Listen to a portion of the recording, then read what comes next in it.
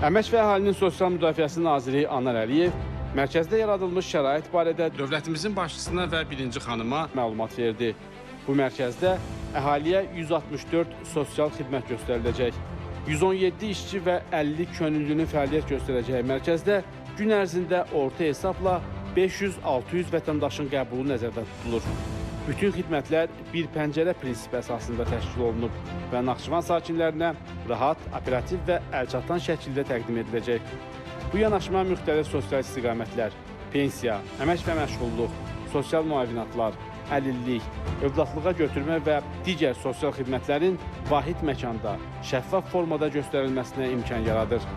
Mərkəzdə əlilliyi olan şəxslərin tibbi sosial ekspertizası, onların fərdi ehtiyaclarına uyğun reabilitasiya vasitələri ilə təminatı, eyni zamanda reabilitasiya xidmətlərindən yararlanmaları üçün ixtisaslaşmış reabilitasiya müəssisələrinə göndərişlərin rəsmiləşdirilməsi də olacaq.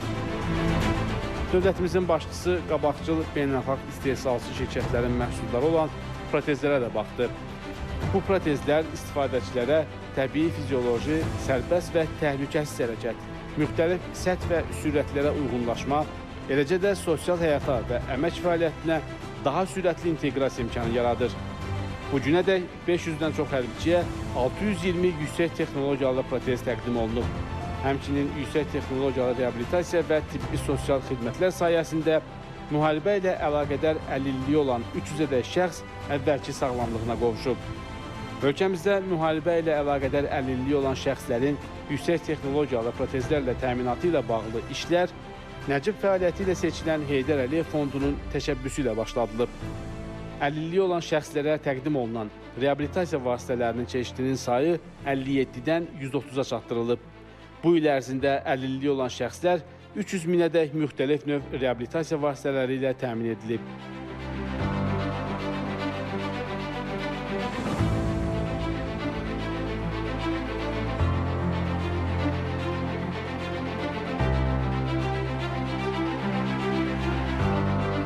Dövlətimizin başçısı Nazirliyin inklüziv mərkəzlərinin benefisiarları tərəfindən hazırlanmış bədii oyma, xalçaçılıq, dulusçuluq, təsviri incəsənət, vitraj, floristika və digər sənət istiqamətləri üzrə əl işlərindən ibarət sərgiyə baxdı.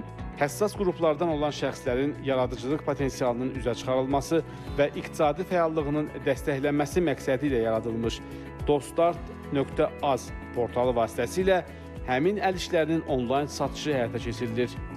Və bu təşəbbüs onların əmək bazarına inteqrasiyasına mühüm töhfə verir. Prezident İlham Əliyevə Naxçıvan Regional İnformasiya Mərkəzinin bazasında yaradılması nəzərdə tutulan Naxçıvan Dost İnklüziv İnkişaf və Yaradıcılıq Mərkəzinin layihəsi də təqdim edildi.